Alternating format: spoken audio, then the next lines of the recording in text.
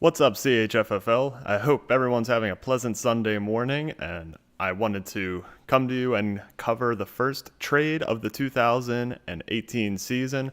I know I said that Roy's pre-draft outlook would be out today, and I still intend to do that, but I was too excited that we had our first trade, so I wanted to cover that first. So last night, Max and Swan, of course we haven't done keepers yet, they swapped some draft picks.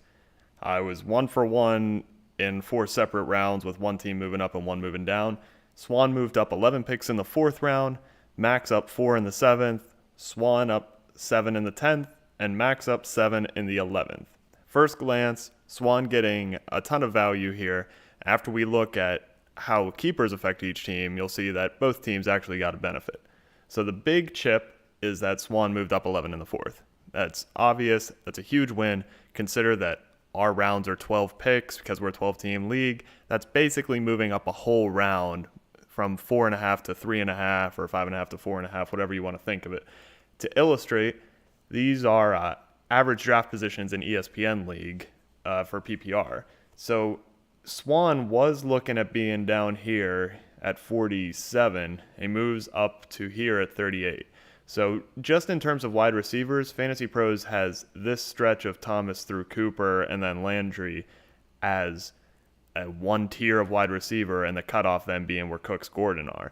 So in terms of at least one position, Swan's moving up from one tier to the next when he comes into the draft. He's going to be able to get whoever he wants that he might have been missing out on waiting until later in the 4th. So big gain for Swan there. For Max, he moves up 4 picks in the 7th, down 7 in the 10th, and up 7 in the 11th, as I said before. And on paper, that's not enough to make up for what Swan got in the 4th, but let's take a look at the keepers for each team. For Swan, one of the potential guys I had for him was Jay Ajayi in the 4th. That's now out the window. He definitely could get Ajayi at his new 38th overall pick in the 4th round. Edelman, his value just went up, and I'd be willing to bet Swan is keeping Edelman with this trade. Swan can take him in the 11th, so moving down 7 spots in the 11th is a no-brainer. For Max, Adam Thielen is locked in as a keeper for him in the 4th, and Marvin Jones is now locked in the 10th.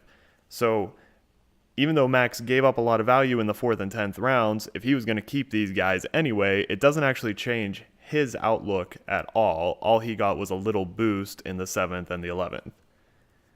Just as a summary, Swan still gets the biggest chip, I think, in this trade, and didn't have to give up too much in exchange for it, so this was easy win for Swan. Now for Max, his draft board still looks the same when you consider his keepers. He's still taking Thielen in the 4th, Jones in the 10th. He just moved up in those other 2 rounds.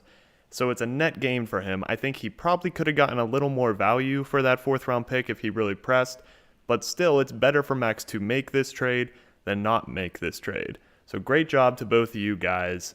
I'm looking forward to doing these trade reviews as hopefully every trade comes up. I don't know if each trade will get its own separate video, but I hope you enjoyed it.